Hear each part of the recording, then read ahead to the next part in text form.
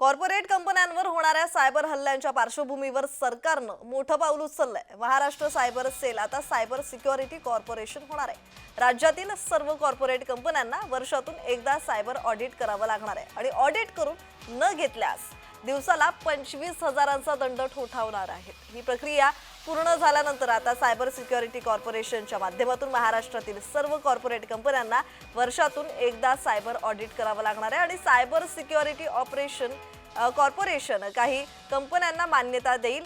त्याच कंपन्यांच्या माध्यमातून हे ऑडिट करून घेणं बंधनकारक असणार आहे। तर या संदर्भात अधिकची माहिती देत आहेत आमचे प्रतिनिधी मनोज दयाळकर। मनोज, या संदर्भातला अधिकचा तपशील। नक्कीच प्रज्ञा, आपण बेतक कंपन्यांवर सायबर सायबर सिक्युरिटी कॉर्पोरेशन होणार।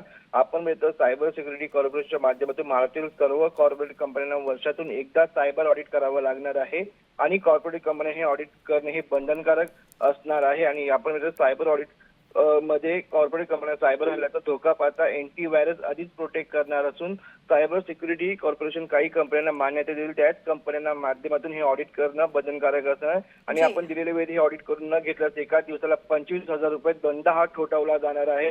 आणि कंपन्यांवर डेटा चोरी आणि सायबर हल्ले थांबवण्यासाठी हे सरकारचं मोठं पाऊल असणार आहे। त्यामुळे आपण बघितलं सायबर सेल कडून आता हे मोठं सरकारकडून मोठे पाऊल हे उचलण्यात आले आणि सायबर सेल आता हे सिक्युरिटी कॉर्पोरेशन होणार आहे। जी मनोज, असेच जोडलेले रहा, पुढच्याही बातमीवर तुमच्याकडून माहिती अपेक्षित आहे।